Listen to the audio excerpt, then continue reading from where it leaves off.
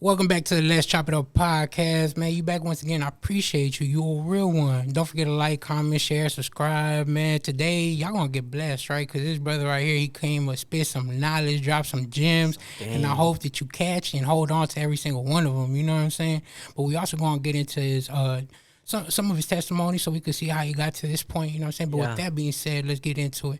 It's your brother Mo here with my boy Whiteout. What's up? My boy Elokes and Corey Paul. How you doing, bro? My bro, I appreciate it, man. I'm doing good, man. I'm happy to be here. I love what y'all do, you know, what y'all represent, man. So, Appreciate that. yeah, man, I'm honored to be on. Man, so what people don't know, we shooting in the middle of the day. We're talking about coffee and whatnot, right? Where he was telling me that I need to try the get sophisticated with it. Right? yeah, you gotta get the whole beans and grind them and measure out the grams and heat the water to 190 degrees Fahrenheit. You know what I'm saying? And pour it into your Let's Chop It Up mug. And pour, That was a great so you can be a real one. I was thinking, where was I going with it? But I was like, man, I don't know. Hey, brother. So I've heard you've been doing a lot with financial literacy. What is that? What is financial literacy? Because I'm from the hood, you know what I'm saying? In school, they don't teach us. They do not. You know what I'm saying? They teach me how to do triangles and squares and all this stuff. Yeah. But they do not. Nah, man. So, yeah, bro. So financial literacy is being able to understand how money works, basically. You know what I mean? Understand how money works, you know? And so the same way, like, you know, setting up the podcast is like, certain plugs go into certain parts, and the volume do this button do that. It's like, and if you don't do those things in order, it won't work. You know what I mean? Properly. Same thing. Money works a certain way. So, you know, as I share, as we, you know, chop it up, I got into financial literacy because I looked at how much work I was putting in, and I looked at the time I was dedicating, and how vanity metrics, you know what I mean, will look good, but my bank account did not reflect that. Man. You know what I'm saying? At all, you know. What year was this? Like where you kind of started looking at your surroundings? This was 2018. I remember it clearly. Yes. It was the end of 2017, beginning of 2018. Yeah, so I've been on this journey. What's that make it, like 3, almost 4 years now? And at this time, you had already dropped a whole bunch of music projects. You had been through the whole CHH. You've been at the highest levels, touring and everything. So some people would think it's like, with doing all that, you should be financially, for the lack of a better word, stable. You know what I'm saying? Right. Yeah, man. By that time, I had already dropped 2 Billboard albums. I had been on 3 national tours. I had signed a major deal with Collision Records, a marketing deal. I was on the William and Morris booking agency. You don't know William and Morris? My name was literally on there with Rihanna, 2 Chainz, and Red Hot Chili Peppers. You know what I'm saying? Wow. You know, all of that stuff. You know what I mean? iTunes charts and, you know, you name it. Did shows in Canada, all of that, you know. I had done all that already, and that made me money, right? It produced income, but if you don't know what to do with it, then the income just turns into paying for expenses. You know what I'm saying? And so you don't know how to properly manage it, and it's like water running straight through your hands. And we hear the stories over and over, right? About the athletes, especially with athletes, and the rappers and entertainers who got all this money, you know what I mean? But then, you know, they owe back taxes, or they broke, or they repossessing their stuff. And that's all when that. I try to tell people I got my stimulus check, but I was still broke. I was just playing. I never got a stimulus check. I'm still waiting for both of them. You know. I mean, and that's a part of financial literacy is managing, budgeting, and investing. Yes, definitely managing. Yeah, and in that order, like the first thing when it comes to it is you have to know how to budget your money. You know what I mean? And then you have to know how to manage the money. And once you can get the budgeting and the managing together, then you can go to the investing piece of it. Right? So it's like in rap, the way it is, you know, rappers make money off of your streams and your downloads and stuff like that or whatever, right?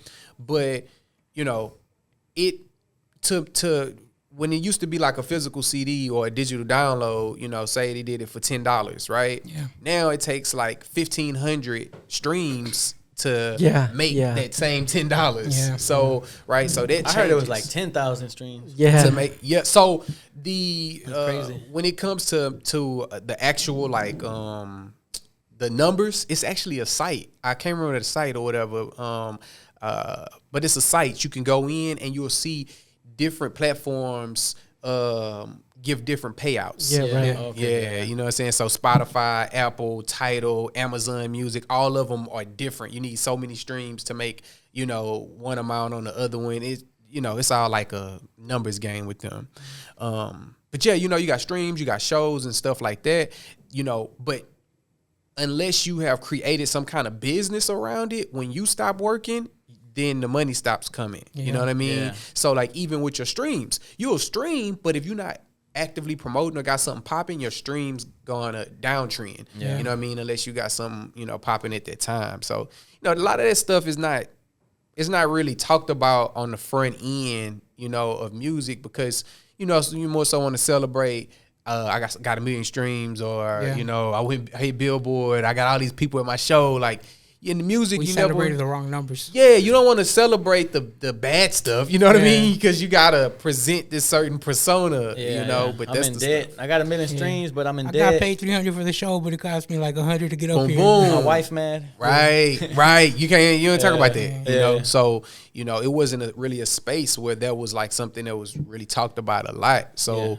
you know, you start to realize like, nah, this can't make sense. It got to be something else to this, you know. And so then that's when, my daughter, my wife was pregnant, you know, with my first, our first only child as of now, my daughter. So then that made it a lot more real for me as well because now it wasn't just us hustling, you know, I was gonna have a kid as well. So all that came into play. And I'm sure it's a mind frame of like, I'm going to have to leave something for them one day, you know what I'm saying? Of course. And I mean, unfortunately, a lot of times the way it is when you come from the hood, it's like the only thing we leave is debt. You know what I'm saying?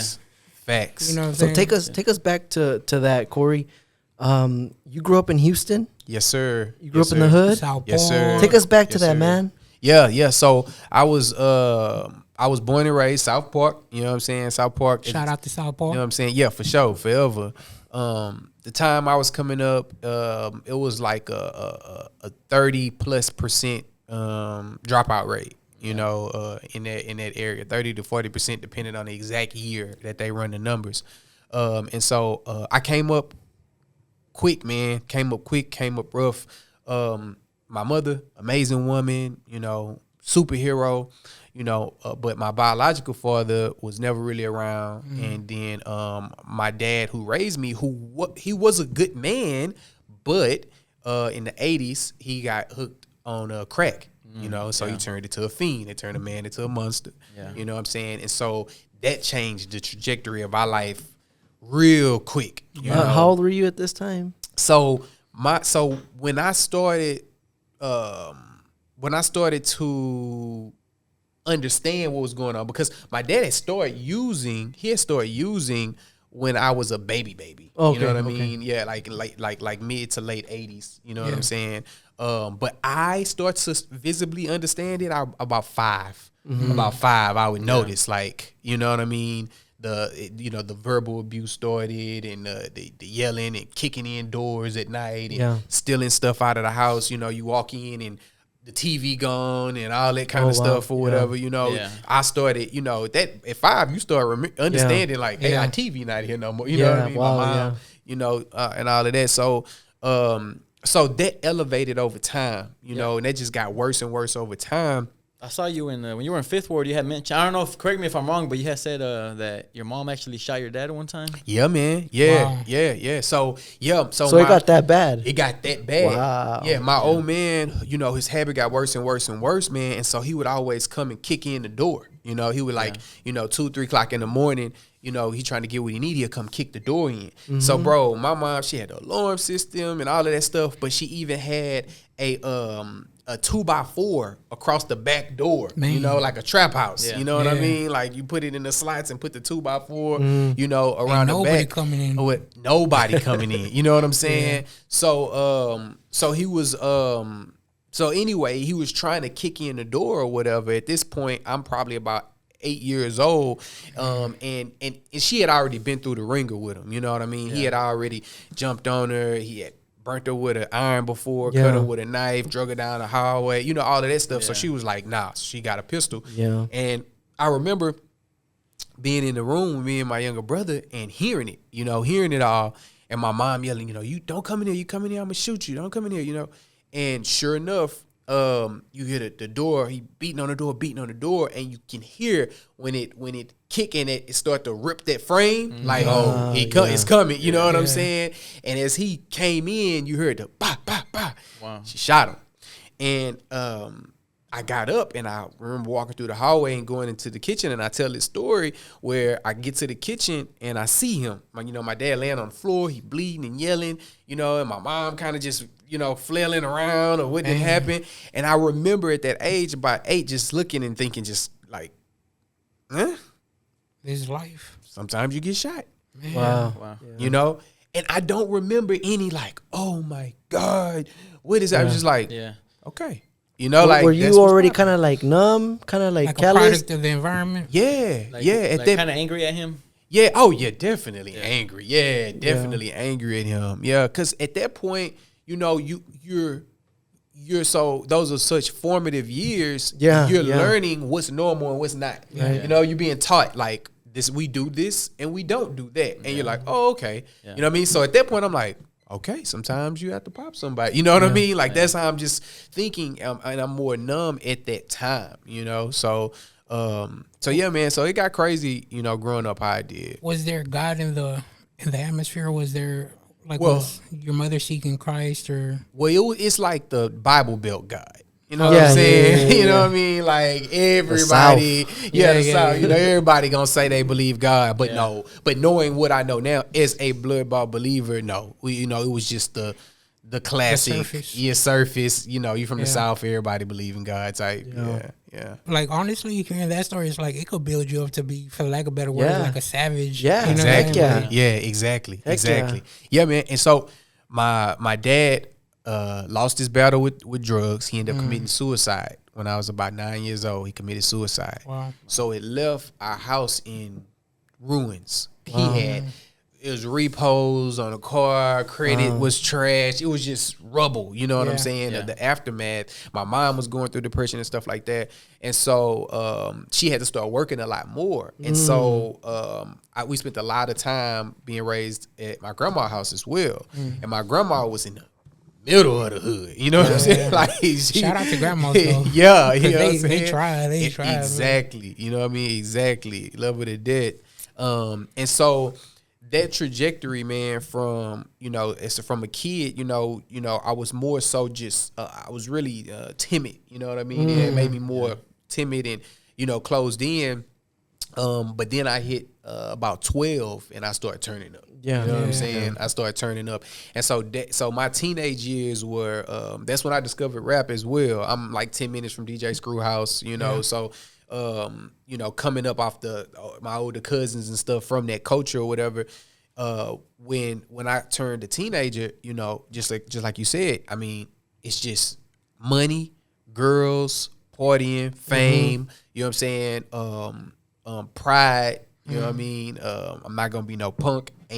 What I experienced as a child will never happen again. Yeah. You know what I'm saying? You feel like, nah, I'm not a kid no more. Nobody ever gonna do that to me or my family. You carry that chip on your shoulder, you know. And so it started that race. That started that race in me, and that's the life I lived. You know what I'm saying? As a teenager, I always say my teenage years, were like people college years. We started, 12, 13, we started drinking and having sex and partying and sipping syrup, and what I mean. We kids, but we trying to do everything I see my older cousins do, and I see rappers do. I'm trying to live that It's life just to a the regular fullest. thing. Yeah. I'm trying to live like this is what you're supposed to do. Yeah. You know what I'm saying? Like this is We didn't know no different. That's the what only it was. form of success. Were you rapping at this time? I started rapping when I was like 12. Yeah. I heard that that your hood and like Fire's hood. Yeah. Fire Garza. I heard Yeah. that you guys were beefy. Yeah, man. Was that true? Is there any truth to that? Yeah, so Fire, man. So it's crazy, bro. Like it's crazy. You never know how life go. So Fire. They ran with Fire the World Rejects. Yeah, Fire the World In case Rejects. people don't know. Yeah, but back then, Formerly of the fam. the the fam, fam. yeah, they came through mobbing. You know what I'm saying? The Yeah. fam came through 20, 30, 40 deep. You know what I mean? Mobbing. Yeah. And so this was back when it was like battle rapping and that kind of stuff or whatever. And everything was hoods. It wasn't no gangs. I never saw a Crip or Blood in real life. You know what I'm saying? When I was a teenager, it was all hoods. And so Firehood, you know what I mean, would come into the clubs and we would be clicked up with other hoods from the south side. So I didn't personally know Fire or Capo or none of them, but it was just like you from a different hood. So it's automatically beef. Yeah. You know what I'm saying? Yeah. Like it's automatically, and they was North side. yeah, you know what I'm saying? That's really what it was. They North from another side. side. You know what I mean? So so it's just like automatic. Yeah. Crazy. So when I saw it, years later, when I saw him at a show, CHH, I'm like, bro, I know you. You know what I'm saying? Like, yeah, I know you from like however long ago that was, however many years ago. Yeah, that's the homie now. We got something we did together and everything. So how did you come to salvation, bro? Yeah. Man, shout out God, man. Like yeah, it was Real one. a real one. The realest one. Yeah, it was all him and Amen. none of me. You know what I Amen. mean? None of me, man. So one of my partners. How old were you? I was 17. 17. I was 17 when I was like That's a good year, man. Yeah. 17 a good yeah. I got saved when I was 17. Okay, too. let's Yeah. go. Yeah, man. Because I will say this, you had the opportunity to see what was on the other side. Yeah. You know what I'm saying? Facts. Like, there's some Yeah. people that get saved at a real young age, and they always wonder, like, I wonder what that life is like. Yeah. Oh yeah, Yeah. I But ain't have to do that. Yeah, but to have seen and been like, Yeah. nah, I'm good. I ain't have to do that, man. Yeah, like God, man. So like, so when I was 16, was the first time I thought about like my life. You know what I mean? Like my immortality and all of that when I was like 16. Was that just like within, or did you have like a near life death Ah, experience? so my partner, one of my close friends, we went to the club all the time. You know what I'm saying? He had this bourbon. We went to the club all the time. And this one night, well, we were all, I'm talking about faithfully we went. You know what I mean? We would always go. Like it's church. Yeah, for real. It was ours. Yeah, you know what I'm yeah, saying? And we would always go. And this one night, bro, I fell asleep. You know what I'm saying? And by the time I woke up, I just woke up to a bunch of missed calls. You know what I'm saying? And it was like, I would always hear my phone ring, you know what I mean? But that time I didn't. And I hit him up, never answered. You know, that was that. A couple of days went by, he wasn't answering my calls. I'm like, dang, he tripping. You know what I mean? So I ended up calling him, and his mama answered, and she was like, he in the hospital. Wow. You know, they shot the truck up, 2 nights ago.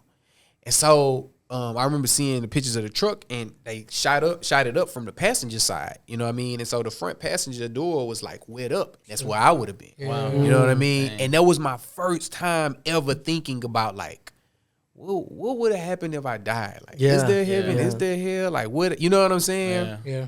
And that was that, right? Yeah. So 6 months to a year later, my partner who came up with me, he from South Union, came up with me. He started going to church. So he kept, getting, hey man, go to church, come to church. I'm like, bro, what is you talking about? Like, where's this coming from? Going to church, you know what I'm saying? And he was like, I'm telling you, bro, like, you got to come to church, bro. Like, I can't even explain it, bro. It's like, it's different. Like, how we grew up, it's more to it, bro. I'm just saying, it's more to it, dog. It's not just what you think it is. Cause we was on the mentality of like, we never had nothing. We at the bottom, we shooting to the top. You know what I mean? No, I don't feel bad, but now I got to get it, you know. And he like, nah, like it's more to it than that or whatever, right? So long story short, man, I never forget. I end up going to this Denny's off of 288, you know, and I met with this pastor. I had never talked to a pastor before. I didn't know it was pastor etiquette. I didn't know nothing. I'm just like, oh, it's a man. They call him a pastor. You know what I'm saying? I had been to church maybe 2-3 times. Your homeboy set it up? My partner set it up because I guess the trajectory I was going at that time, you know, he was like, man, I don't want you to crash. You know what I'm saying? Like living how you living, I don't want you to crash. Because you had that close call the year prior and your homeboy. Right. And and then I'm like, man, that's crazy. Right back in it. You know what I'm saying? Like right back in it. Hard-headed. Yeah. And then my cousin had just went to jail, you know, that I ran with and, you know, all that kind of stuff. And so, you know, praise God for my partner having that foresight. Like, say, man, something got to change. He set it up, you know. And so I'm talking to the pastor, you know, the pastor just like, oh, man, how you doing? You know, tell me about yourself. What's your plan? Whatever. So I'm just talking to him regular. Yeah, I rap, you know what I'm saying? You know, I go hard. I'm going to come out with an album. We're going to get this money, you know what I'm saying? I'm just talking to him normal. Yeah. And he like, well, wow, you know, you keep mentioning, you know, getting money and all that. Why do you need all this money? Man, I got to get out the hood. You know what I'm saying? I get my people out the hood, you know, make some of myself, you know. He say, and you think money is going to do that? Yes, money going to do that. You know what I'm saying? That's going to be whoop, whoop. Now, I didn't told him my story. We've been sitting there talking 45 minutes before he get to this question. And he say, so he say, do you think money would have saved your old man? So what do you think your old man would have did if you gave him $5,000-$10,000? I'm thinking like, that's a deep question to think about. Yeah. Thinking he probably would have smoked it up. Yeah. You know what I'm saying? Like he would have being real. Like that wouldn't have fixed it, you know? And he was like, money not a bad thing, but it's a much greater solution, you know, than money. Yeah. And that was the first time my theology of the streets had been challenged. You know what I mean? And so I'm like, he started walking me through, you know.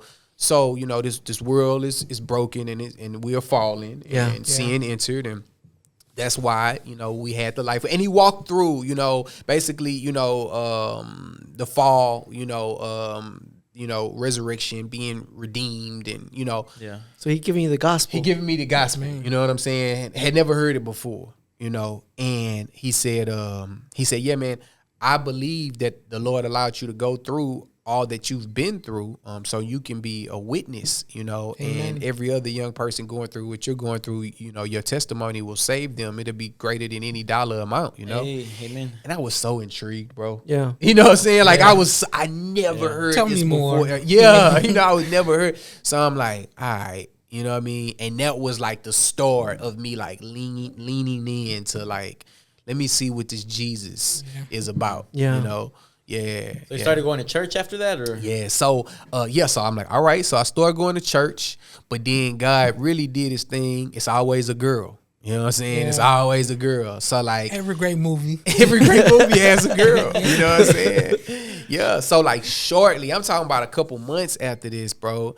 Me and my partners at the movies. Was it a Delilah? No. Could have been, but no. If it's your wife, forgive me. It was just a joke.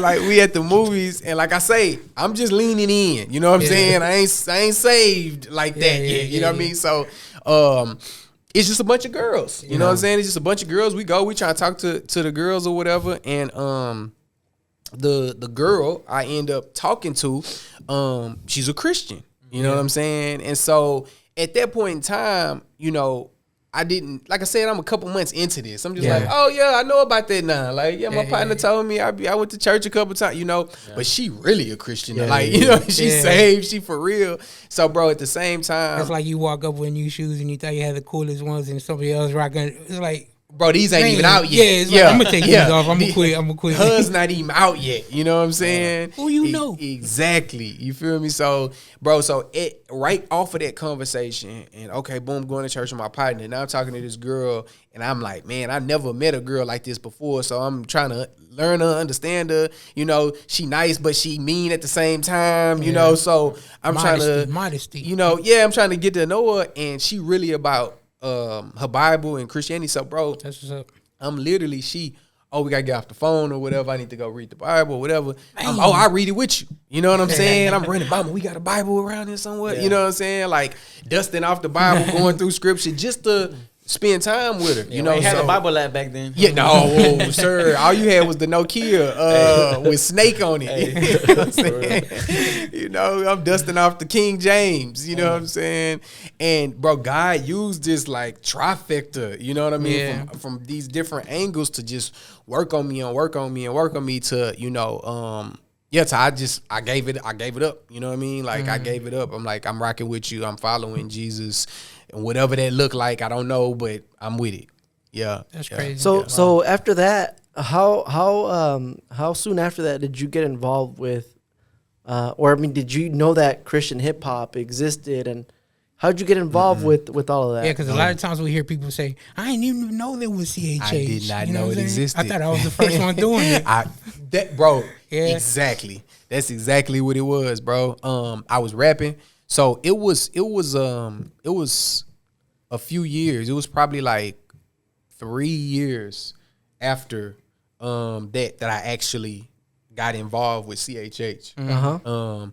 First, I just went to positive rap. Yeah. You know what I'm saying? No cursing and that kind of stuff. And then it got to the point where God was like, no, it needs to be about me. You know what I mean? And I was like, I don't even know what to do with that. You know what I mean? Now I got to read my Bible. Yeah, you know what I'm saying? Like, I didn't know CHH existed. Yeah. So I'm finna age myself right now. I went to MySpace. Oh, man.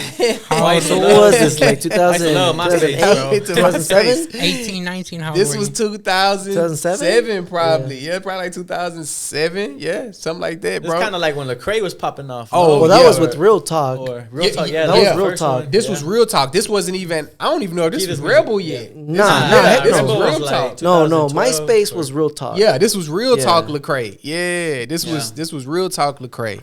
I had never heard of Lecrae. I didn't know Lecrae or nothing.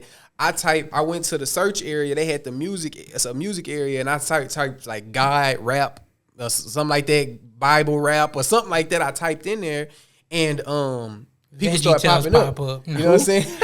People started popping up in Houston. Von One popped up. Gifted the Flamethrower popped up. Trey 9, the former. Popped up with the blonde hair, Trey 9 with the former. You know what I'm saying? Yeah. Oh, the farmer. Yeah, the former. Hey, let's get 1,000 likes. We'll convince him to die to beat his hair again. Beat your blood again. Volume 2, the farmer. Yeah, Trey 9, the former. Raz, you know what I'm saying? Lil Rascal came up. New Wine came up. You know what I mean? Like these were the people popping up. And so I'm like, okay. So that started I'm like, okay, I click on their page and I'm hearing, you know what I'm saying, Von One answering the call and and I'm listening to these different dudes or whatever. And I'm like, okay. And then I came across Dre Murray. And that's when it changed. Yeah. He used to live in Houston. He from Houston. At that time, was he in Houston at that time? No, he had already moved. Right? Yeah, he had already. He lives in Oklahoma. Yeah, yep, Oklahoma. Yep. He lives in Oklahoma. Yes, sir. But I heard Dre Murray, like, cause I'm just going through. I'm just listening to pages. You know what I'm saying? Remember, the songs on the music player. I'm listening, and I hit Dre Murray, and I hear that. I'm like, ooh, it sounds like it's from Houston. You know what I'm saying? Yeah. And then he started saying street names that I knew. You know what I'm saying? You know what I'm saying? I beef with that street. No, bro. I'm talking about street names right up the street from my street, and I'm like, oh, I can do this. Yeah. You know what I mean? Like, I'm like, okay, I can do this. I saw it's possible. Petty You know what I'm Petty saying? D from Florida. Yeah, Petty D from Florida. It was a video clip he had where it was like 20 people on stage. Yeah, crazy. Turned up. Yeah. You know what I'm saying? Screaming. I saw Thizzle. You know what I mean? Thizzle, like, you know. Shout out Thizzle. Yeah, Chronicles of an Ex-Hustler. That was a classic right there. Yeah. You know? That made me a fan for life. Yeah, So- bro. Yeah. So I'm like, I'm seeing these. I'm like, oh, I can. Yeah, let's go. I can do this. Yeah. Nice. So you started rapping on your own, and then how did you come up to joining and clicking up with Reconcile? Yeah, man. That's a fast forward a few years, right? Yeah, well, yeah, so that's probably like 2009. 2000. Yeah, that's two years. 2009, 2010. Yeah. You good, man. You better than me. But yeah, that's like fast forward 2 years. So because I just started just rapping. I linked up with Von One first. You know what I'm saying? I linked up with Von One. Shout out to Von One. That's the OG. Real one. Linked up with him. Yeah, Pastor Von. Yeah, Pastor. Oh, he's Von. coming, right? He's coming in a couple minutes. Oh, for real? Yeah, Okay, yeah. that's hopefully we cross paths, Tell him man. he's talking about him. Yeah. Yeah, I started with Von, you know what I'm saying, running around doing shows with him. And then through Von, we was at the studio and Rick was at the studio. But I didn't know him, and he thought I was just a regular rapper, you know what I'm saying? So He thought you were a secular rapper. yeah, he thought I was a secular rapper, like just some random guy in the studio, you know what I mean? So we didn't talk or nothing, just like, hey, what's up? But we ended up chopping it up, man, because you know Rick went to Rice. He graduated from Rice University. And so my boy, that's well big. educated. yeah, well educated. Yeah, well educated. He actually Maybe that's how him and Von know each other. 'Cause I think No, Von that's- was yeah, that's- raised- that's Okay. exactly That's how, it. Yeah, that's exactly it. Yeah, Von graduated from Rice too. Yeah, Rick actually finishing up his master's degree right Hey, now. shout out to Yeah. Reconcile. Yeah, for real. Black excellence. Yeah, man. Yeah, I'm proud of my dog. But yeah, man, so we chopped it up, bro. Talked at like 4:00 in the morning. You know what I'm saying? It was like an event at Rice. We chopped it up. We like, oh, we got the same heart for mission and everything. So, bro, it happened fast, dog. Yeah. We met and then we started getting it in together.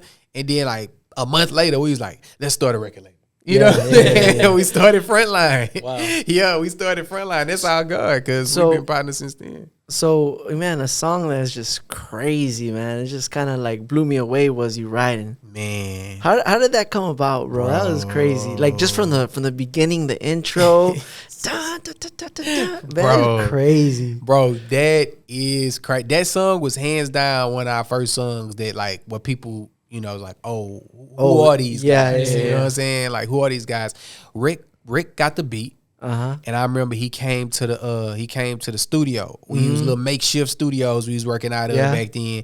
He was like, bro, I got this beat. You know what I'm saying? And he had started writing like the King James in my Civic. You know what I'm saying? Like Bible on my dash, King James in my shit. Like y'all ready? Like he just kind of had bits and pieces of it. You know what I'm saying? Like y'all was making an anthem. Yeah, man. And then if my memory serves me correct, he already had the concept of like, you know what I'm saying? He's like, he had the concept. He's like, man, I want the hook to be like for all the Christians, like that's really about it. You know what I'm saying? I want it to be for them. Like, you know what I mean? And then we did it together. You know what I'm saying? We wrote the hook, the You Riding hook together or whatever.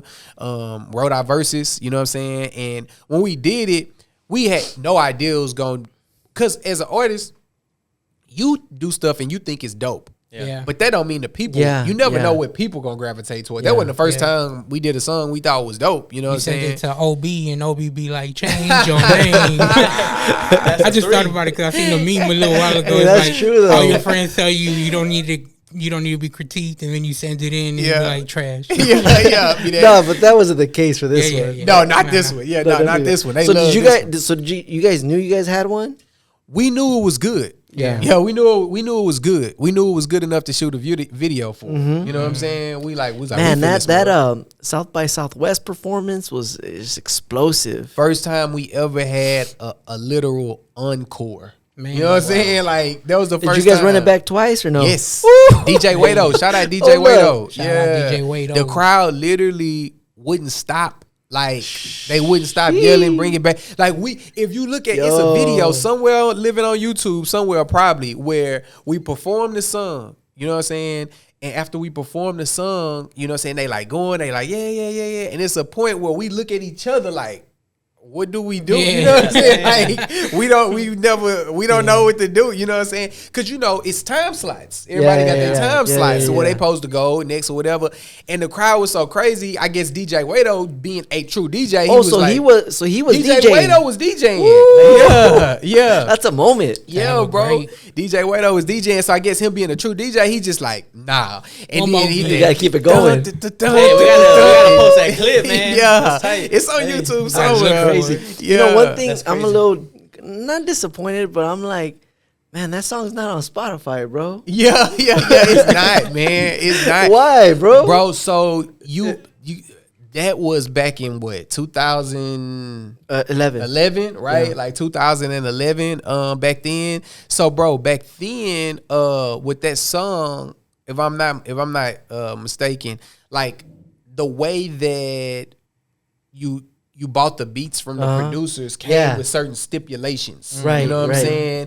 And so like so streaming wasn't even in mind? No, was that what the issue was? No, it wasn't no streaming. It was it was no streaming. It was just like you buying it for like digital downloads and pressing up. Wasn't no streaming. You know what I'm saying? Right. So what would happen, like with certain producers, doesn't go for everybody, but with certain producers, if you would take a beat and put it on like Apple Music or Spotify, something like that, it'll get flagged. Like you try to read your contract. Yeah, it'll get flagged. You know what I'm saying? Because it'll say like, oh, somebody owns this already. You know what I mean? Somebody already owns it or whatever. That's crazy. And you can't reach out to him because I'm pretty sure he would want to get a percentage on that too. Yeah. So we tried to reach out to him, but it was no like he never really, you know what I mean, like reciprocated it. You know what I'm saying? Trying to get it done. So so take us back to that because we've talked about it here on the podcast. Is like 2008 to 2015. Man, it was a movement in Houston, CHH. So it's like, but it's like you think about Houston, like 2016, 17. You know, like something happened. Like it kind of went down.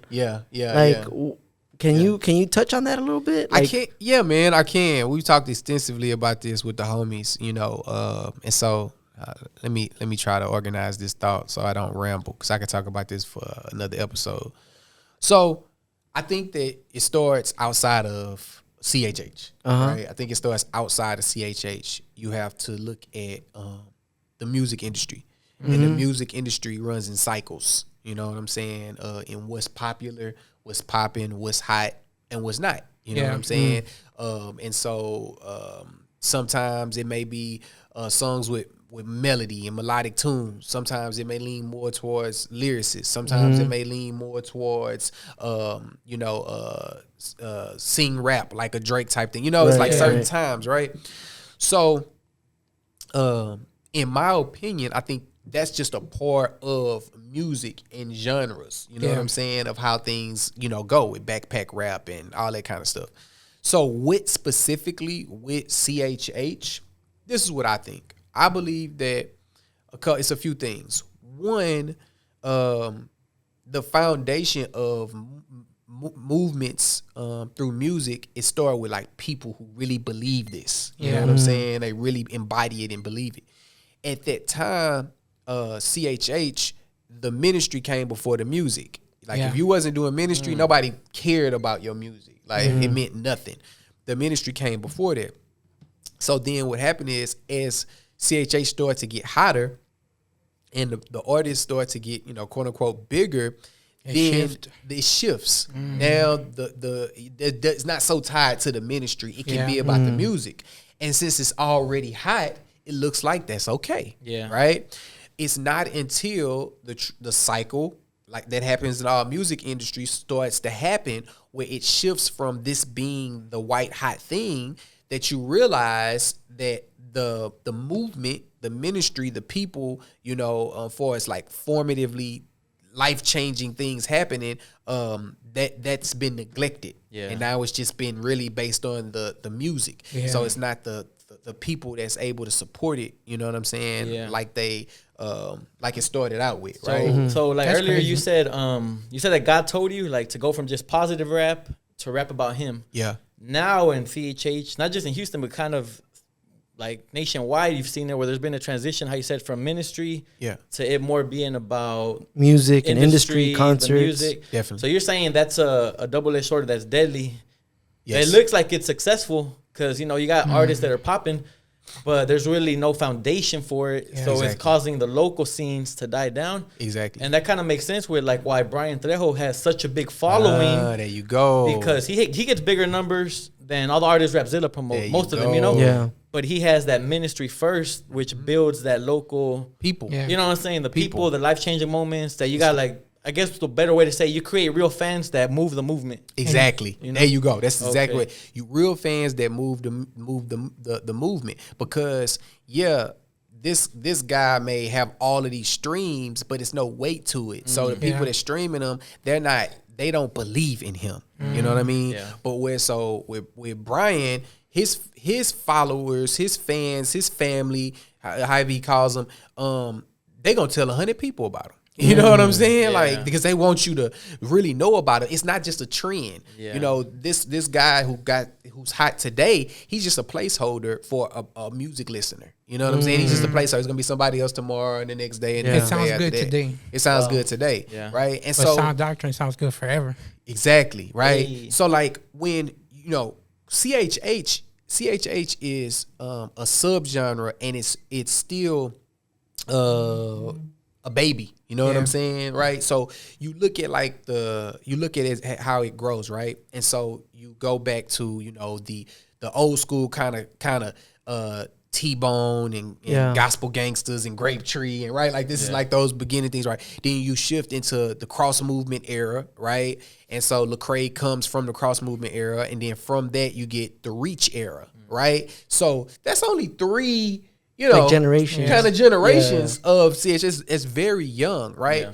And so, not just in music and all things, but especially in music, was done at the top, trickles down, right? So, as that's happening, as Lecrae and Reach starts to reach that level to where they're doing BET Cyphers and the DJ Drama and the church clothes, what Lecrae's doing, artists that are coming up are looking at that out of context and thinking, trying to I can do replicate that, right? Like I can do that too. Like I can do a church close. Yeah. But they don't see the ministry. They don't see the ministry and the foundation, and then also the game plan that his team has for the purpose of that. Yeah. So then it moves, so that it starts to shift. It starts to get away from, you know, the man ups and, you know, the Don't waste your life. don't waste your life. Yeah. You're right, like scripture and ministry being tied to the music. It moves from that. You know what I'm saying?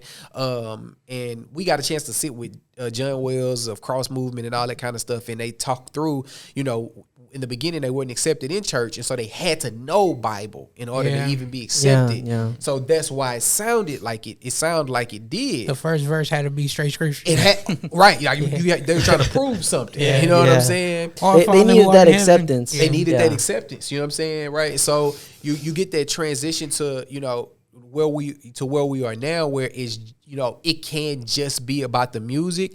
And what happens with that is, you know, I get the sentiment, right? Yeah. I get the sentiment that we can say we're doing music that is, I'm a Christian. I am a God believer, and I'm doing this music, and that music doesn't have to have God inside of it. The same way as if I worked at AT&T, right? If I worked at AT&T, then I don't have to necessarily, you know, use, you know, a Jesus fiber optic, you know, cable, right? Like it's just a fiber optic cable. This is my job. But if you have it, use it. Right? This is my job, right? So, but in art, when you're creating art, right, it's not a job. It's an expression. You know what I'm saying? It's an expression.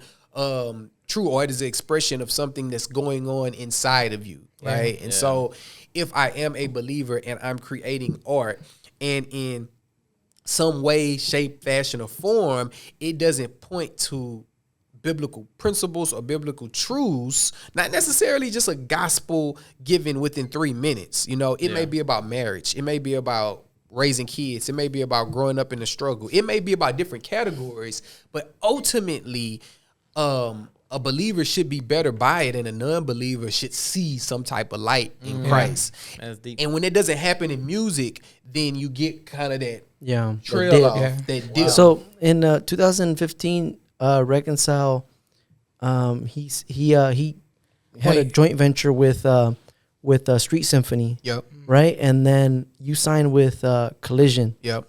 So I got 2 questions for you right here. First one is, was that the beginning of the end of Frontline? And the second one is, why was your time at Collision so short, if you want to talk about that? Yeah, for sure. No, good questions. Yeah, so with Frontline, me and Rick started Frontline because we had the same mission, same vision, the same goal. We had all of that was the same, you know. And so it's like, boom, let's do it together, you know. We went to the same church, you know. Yeah, you guys were inseparable. Yeah, we're like real life friends, right? And so we built that, right? We started building that. Now, along the way, what happens is life starts happening. Rick he gets married. Yeah. You know, he starts to have kids. You know, I'm engaged, right? Like life changes. Yeah. So then, what you're trying to do starts to shift. Yeah. You see what I'm saying? It starts to shift, right? So, to answer that question directly, I would say the beginning to the end of what was known as Frontline, really started when Rick was with Full Ride.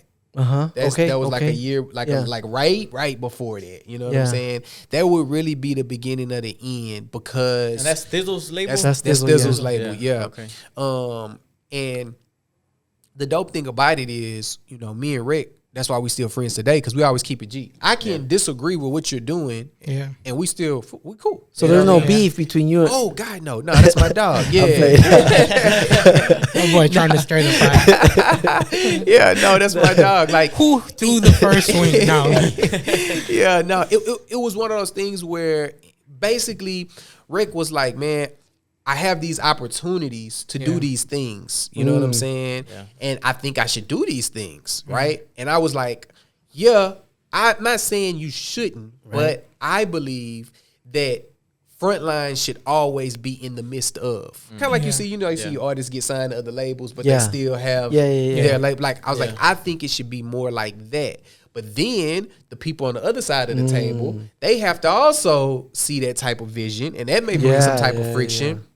And so then that starts to get a little murky. You know what I'm saying? That starts to get a little murky. And so we never got it to pan out where, those joint ventures still pushed Frontline, right? And so then that led to, once he was with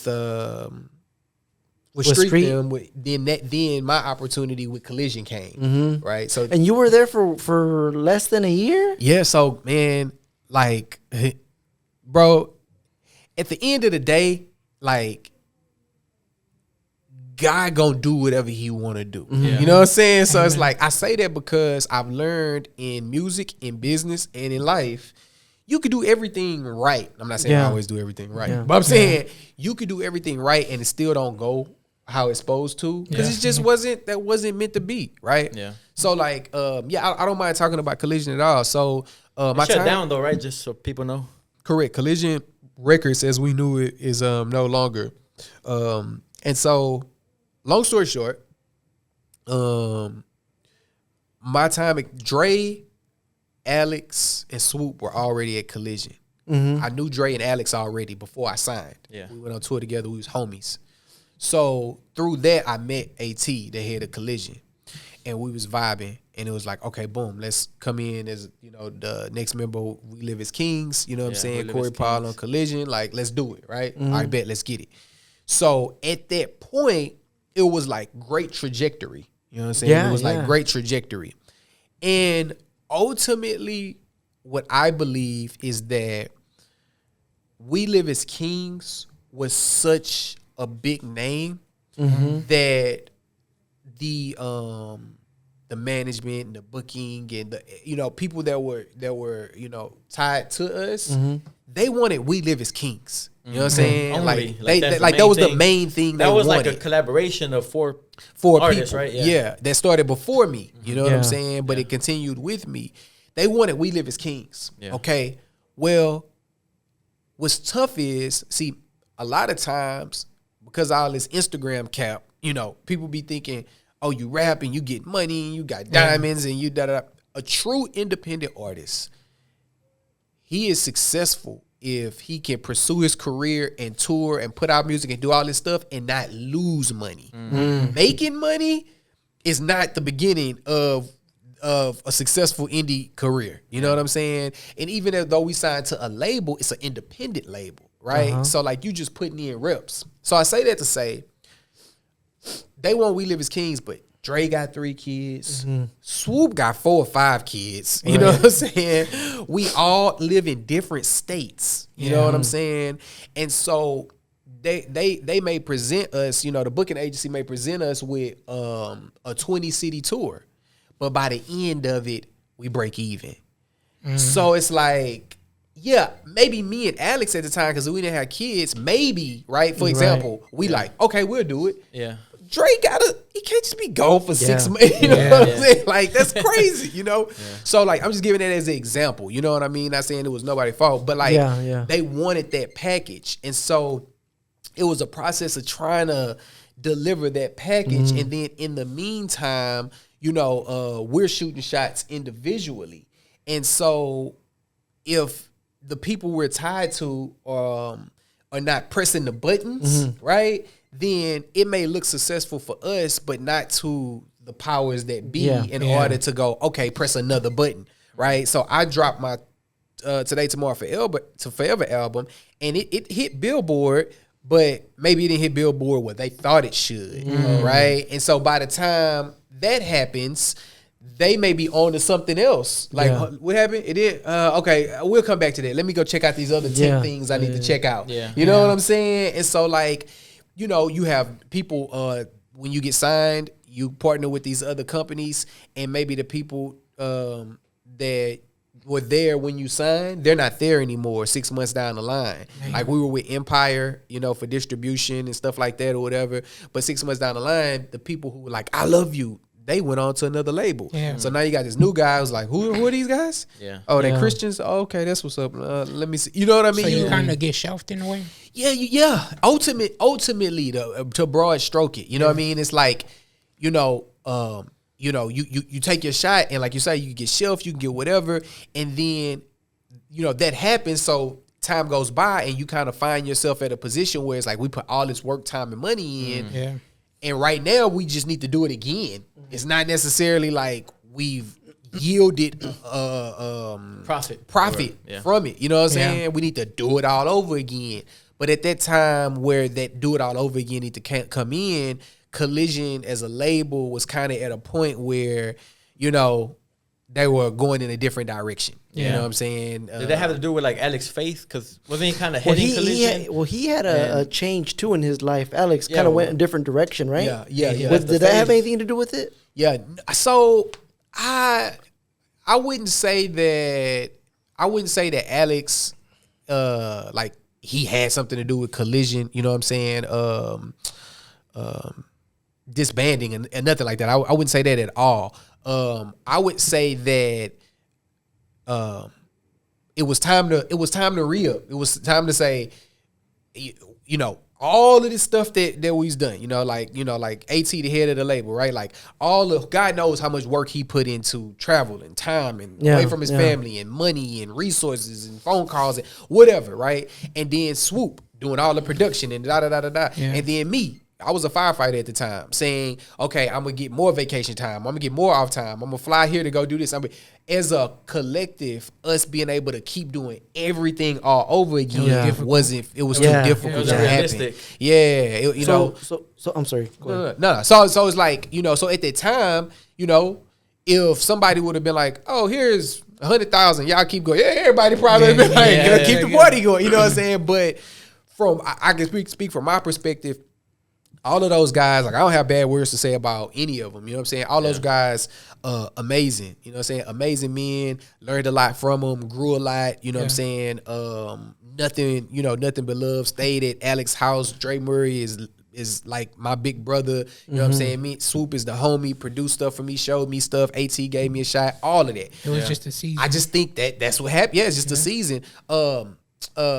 Top from TDE tells a story about the success of Kendrick and Good Kid, Mad City, and he basically says like there would be no Kendrick and Good Kid, Mad City if there was no J-Rock. Yeah. And he talks about back in the day them pushing it J-Rock and having this certain song and it's a Mariah Carey sample, and then she comes out with a song and her label says put a stop on all this stuff. So the thousands of dollars they've spent on promotion basically goes down the drain. Basically, they just got punched in the gut. And he was like, we could have stopped there. Yeah. You know what I'm saying? You know, that could have easily been the end, but because of everything that had gone on, we was able to like re-up and go again. Yeah. So the story of like Collision or any other label, in my opinion, is not abnormal. It's like very common. Yeah. It's just different people are able to do different things at different times or whatever. Yeah. And then like AT, you know, AT is an author. He's a speaker. He does videography, cinematography for Reach Records. You know what I'm saying? So it's like, you know, you got this a guy that's the head of the label. He has these talents and these abilities, and he's like, should I do that, or should I put all of this other money and time and in a thing that's, you know, at another space? I can only speculate. You know, if I was in his shoes, that's a hard, difficult call. Yeah, that's a hard decision to, you know what I'm saying, try to make when you're shouldering. And like I say, that's what I know. Who knows the stuff that he probably didn't even disclose to his artists because he wants to, you know, if I'm running a label, I want to present, you know, a certain kind of, you know, demeanor or whatever. But yeah. So those kind of some of my thoughts, like just with that whole situation, you know. Something I wanted to bring up, right? I don't know if y'all have heard, but Engine is going off air. It's gonna move straight to stream. Digital, online, you know what I'm saying? Yeah. What do you think about that? Man, that's the back end. How we started this conversation talking about the back end versus the front for as like finances and business structure and all that kind of stuff. That doesn't shock me, you know, because the subgenre that we're in, you know, with CHH, it's tough to make money. Yeah. You know, it's really tough to make money with it. And, you know, Engine there, the parent company's KSBJ. Yeah. So it's not like they not plugged in, you know. Yeah. But I'm pretty sure when they look at the numbers at the end of the day, it's like, hey man, it's costing a lot to keep this thing going. So Engine is saying that, and I don't know, you know, this is just what I kind of I think it's the death of Engine. The death. No. So Engine is saying, hey, this is where you guys are at. Yeah. You know what I'm saying? We're gonna go to where the listeners are. They're online. Yeah. But I'm like, okay. Yeah, but when I'm in my car, Spotify's at. Yeah. When I'm in my car, I'm gonna be honest. So I think it's easy just to turn on the radio instead of trying to Bluetooth and all that. Yeah. So I think it could be a financial thing, you know. Yeah, because a lot of people, bro, like radio's in the millions, and people are going to Spotify, Apple Music. You paying a subscription, you gonna use it, you know, when you're driving in the car. I was gonna ask you, bro. So correct me if I'm wrong, but I think at one of the Fifth Ward Hip Hop Hope events, you had mentioned something about how you grew up around people or like in a community where people kind of take advantage of government money. Yeah. Right. And with everything you went through as an artist, is that what all kind of pushed you to the point where you're like, I need to get educated financially? Yeah. So, me and that girl that I met that was a Christian eventually got married. Hey, right? Congratulations. Thank you. Right. So we not that girl, the girl. We eventually got married, right? Yeah. And so, trying to make a long story short, she always said she was going to be a doctor. Right. Man. And she said, if you know, it's possible I'm gonna have to go to school out of state, you know? And I was like, hey, we do what we got to do. Well, that time came about. So, in 2017, she found out, hey, I got into medical school in Kansas City, Missouri. Hey. Okay, that's what's up. I'm a firefighter for Houston, the city of Houston, and I was rapping, you know what I'm saying, at the same time or whatever. So I'm like, well, I'm not gonna let my wife. We already married. I'm not gonna let my wife live in another state for 4 years, right? Okay, boom. So I'm like, I resigned from the fire department. I'm gonna go full time, music. And then a month after she told me that, we found out she was pregnant with our daughter. Oh. Then it got real. Yeah. Right? So I'm like, what we going to do? Okay. So then she has to make the decision of, do I take my first year off and hope that they allow me back in, or are you gonna stay at home with the baby? You know what I'm saying? Yeah. All God, not me. All God. God's like, yeah, you gonna stay at home with the baby. So I go from Corey Paul, you know what I'm saying? And it's not like you got family around you to help you, because y'all move straight to boom, boom. Y'all gone. We know no one, no hey, grandmama, hey mama, hey grandma, or something. Hey cuz. And you know, from the outside, it kind of seemed like Corey Paul just disappeared. Just left. Yeah. Just that's exactly. But you grown, you gotta Now handle y'all up. know. Yeah. First ministry is what happened. Yeah. For anybody who was wondering. Yeah. Now that's crazy, because I moved to Kansas City, bro. Oh. And it's like, I moved for 2 years, but it's like, you think it's kind of like Houston. Yeah. But when you get there, you're like, it's not. I'm lonely. Yeah. Like, it ain't Houston. I couldn't even find a taco stand, bro. Like, no, sir. No, it's not. But at least y'all had IHOP. No. Bro. International House of Prayer. If they had Breakfast Club up there or something, maybe we could have got through. But yeah, man. So yeah, and it feel that's what some people would say. It's like, bro, it's like you drop Trillion King and then you just left. You know what I'm saying? Like you just stop. And bro. Did you make an announcement that you were leaving or no? Right. No. Yeah. Bro, it was so real to me. You know what I'm saying? Like it was so real at that, like being at that time, because I'm like, okay, I could try to do that. But then it's like, bro, you kind of come to and you're like, you're in another state, you have a newborn, you stay at, you full-time dad now, stay at home, and you just like, so at that point, bro, that was God taking me through the wilderness. That was hard for me, bro. Man. I was like, who am I? I didn't know who I was. You know what I'm saying? Because, faith is, we say, faith, our faith is cool until you get checked. You know what I'm saying? Like, do you really believe? So I always had a plan, and I told you I started rapping at 12. You know what I'm saying? I found out about the fire department when I was 16, and they told me how their schedule work, which was crazy. You know what I'm saying? How much off time they had. Like, boom, got it. Yeah. You know what I'm saying? So I put my plan into play, and my plan was going like it was going. And I had my church I was in, and I had my career that I had, and I had my dream that I was whoop, and then snap of a fingers, all that's gone. I didn't know who I was. You know what I'm saying? Yeah. And so that's why, like you say, no announcement, no nothing. It was like that, none of that. And then I'm looking at our bank account, and I'm like, wait, you gotta pay to go to school. She gotta pay them to go to school. Yeah. Money's going out. I have to figure out a way. We gotta eat. You know what I'm saying? Like, how are we gonna go about eating? And you got a newborn. And I got a newborn. So that's when I started looking at all that I've done, and I'm looking at our finances, and I'm just like, it ain't adding up. This ain't adding up. This ain't gonna work. This not gonna scale. Something has to change. Yeah. You know what I'm saying? And it was I didn't have any desire to talk about it because I was living it. I didn't care about nothing but living. Figuring it out.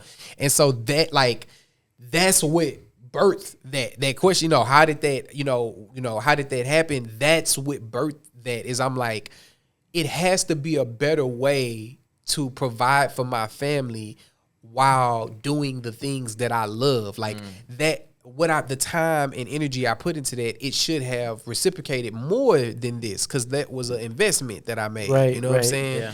And so the point you talking about where, seeing how growing up around seeing people manipulate, money and things like that lends to the fact of like never understanding like how to build a business or how to take money and invest. It's more so of like you work and scrap, and then you try to get some handouts and get what you can. You know what I mean? Yeah. But not like I have a concept, I have a business model. I'm making certain type of investments and getting a return.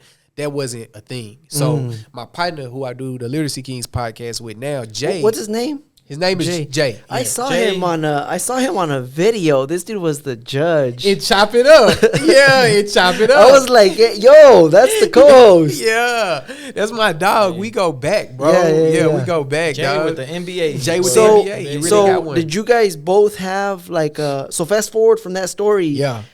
Your wife graduates. My wife, hey, Man. praise God. Congratulations. Amen. Yeah, amen, amen. The doctor's in the building. Yeah. So what made you say like, yo, now I want to start a financial literacy podcast? And how does Jay come into the? Yeah, so cause it changed my life, bro. It changed my life. Like I was real live, looking down bad. You know what I'm saying? Like rappers not gonna want to tell you. Or people online, they don't want you to look at them a certain kind of way. Yeah. You know, it's fake. You know, they ain't gonna want to say that. You know what I'm saying? Yeah. But it's true. You got peaks and you got valleys. You got ups, you got downs. Yeah. You know what I'm saying? And so it's like I was down bad. Like I got money off of streaming and little stuff like that or whatever, but not enough to fully supply the newborn and taking care of full time and us coming from 2 incomes to no income. You know what I mean? Like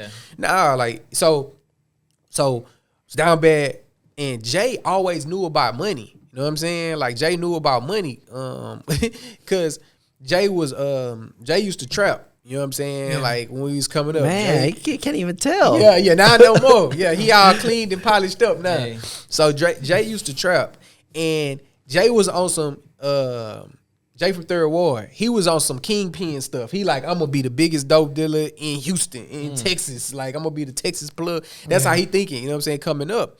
So he started, because he, you know, God just blessed certain people with certain things. He's always had that book, that knowledge, you know what I'm saying? So he started looking into books about how to clean dirty money. You know what I'm saying? Laundering.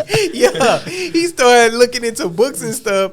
So then that's how God do though. He got it at the local library. Yeah. Scan the card. You know what I mean? So I still owe them money.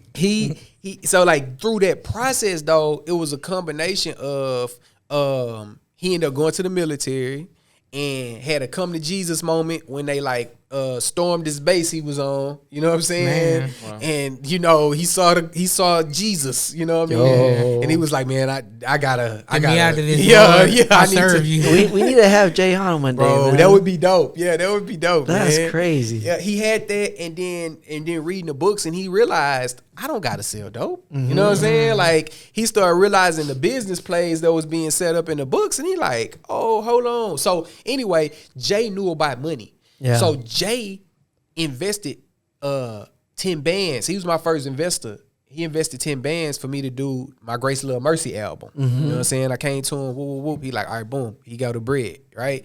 So Jay had a tax business, you know what I'm saying? When we was young, he doing 6 figures. So Jay was always the money man. You know what I'm saying? Like in the hood, you knew like that was the money man. And he would tell us. Hey, let me get his number. Hey, I don't know if you're looking to invest in a podcast, but we got this little podcast we do. Yeah. Like Jay was always the money man. So he would try to teach us. We just didn't listen. Yeah. I give my dog credit. He would tell me, hey, bro, you need to do this, you need to do that. I'm like, all right, bro. Yeah, I hear you. I'm getting the bag, though. You know what I'm saying? I was watching your guys' interview yesterday on Bitcoin. Yeah. I'm not a big money guy. I'm not into Bitcoin. But I was hooked, bro. Yeah. I was hooked. I found a lot of value. That's what's up, man. And everything, bro. And you guys have good chemistry. Yeah, bro. That's my dog. Really good chemistry. I appreciate that, man. Because we don't come from that space, and so us learning about it, we try to never forget, you know, how we learned about it and talk about it without trying to, you know, no cap. We want to just be genuine. We're not trying to present a certain facade. Yeah, like you know, I was watching it and I was like, man, these people are looking out for others. Yes. You know what I'm saying? And just a lot of gems in there, bro. Thank you, what's the name of the podcast, bro, and where can we find it? Literacy Kings. Yeah, Literacy Kings, man. Wherever you listen to podcasts, you can check us out. Apple, Spotify, all that, man. Literacy Kings is the podcast.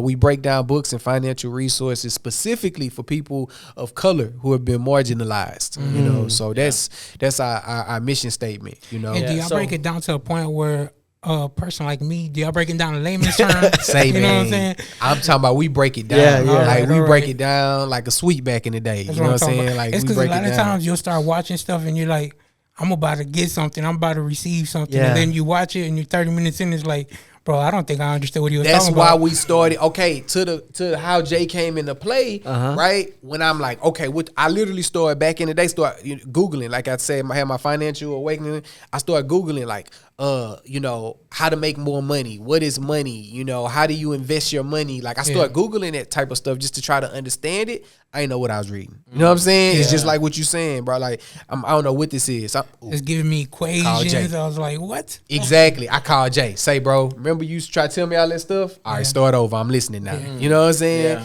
He, all right, boom. All right, this the first step. All right, get this book. You know what I'm saying? All right, read this chapter, then call me, and then we gonna chop it up. So that's how the podcast started. Jay would tell me what books to read. You know what I'm saying? Yeah. I would read the book and then read the chapter and then call him with the questions and to chop it up about what I just read. And he would further explain what that meant and how it applies and how to break it down and all of that. That happened for, 2-3 years. And then by that time, I was out of that financial valley that I was in. Dang.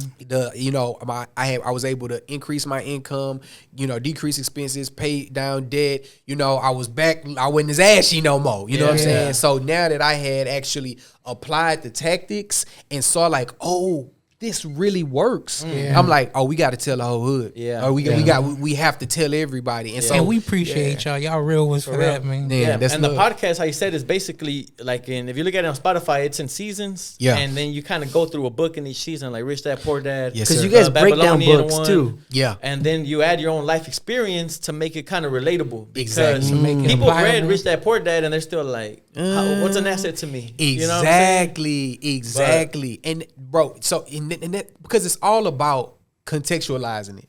So like if you read a book, bro, and you open it up and it's like, I was sitting in our cabin and I heard the babbling brook, in the back river and the birds were chirping. And I thought to myself about, the economic system. You already like, this person isn't for me. Yeah. You know The what I'm brook wasn't the only thing babbling. Yeah, exactly, right? Like this is not for me. So Yeah. we'll take the concepts, you know what I'm saying? Like the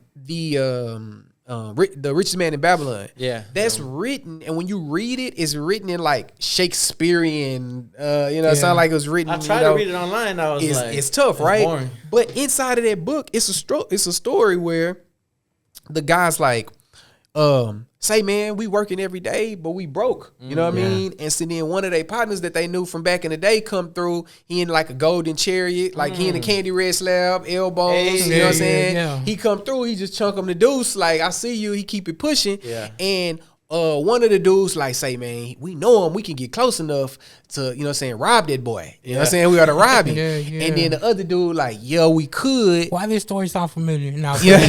He like, yeah, we could rob him, but if we rob him, we'll only get the bag one time. If we get the game from him, he'll show us how to keep getting the bag. I wish I would have knew this. No, I'm glad you That's in the book. Yeah. Yeah, before you robbed him, I see. Now you done messed up. It's too late. You think he'll still give me game? You think he'll still spit game? Mo got the bag and it's gone. Yeah, you didn't now you can't even see how he got the I bag. didn't invest. I did not invest. Yeah. You feel me? So it's like, okay, bet, right? So, but it don't say it like that. Yeah. You know what I'm saying? So we read the books and we pull that stuff out. You know what I'm saying? That's the same as hitting the lick. It's like you know? that guy that wrote it is talking to his people. Exactly. He don't know about your people, He don't my know. people. But He you're He wasn't kind of writing it for Houston. No. contextualizing You know what I'm saying? Richest man in Houston. We can make the remix. Yeah. I'll say, what's the biggest, I guess, book that you feel has helped you the most? You know what I'm saying? Rich Dad Poor Dad. Rich Dad, Poor Dad. Rich Dad Poor Dad. It's not kept. Rich Dad Yeah. Poor Dad was wrote in the 90s. If you go to Amazon Books or something like that, $5. right now, it's still top 10 financial books. It is a great, it's not kept, it's a great book.